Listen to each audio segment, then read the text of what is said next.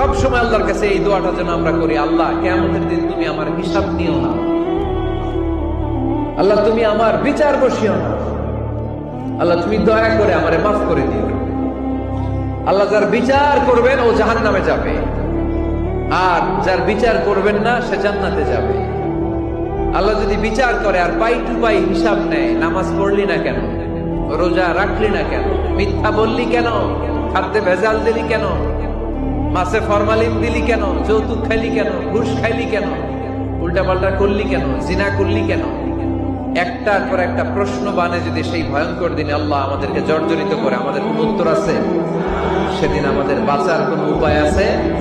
তাই আমরা সবাই আল্লাহর কাছে দোয়া করবো, আল্লাহ কোনো বিচার টিচার মানি না, কোনো বিচার করতে পারবো না, দয়া করবা। কথা কয় না? কি করবে? এবার আওয়াজ করে বলেন, বিচার চান না দয়া চান?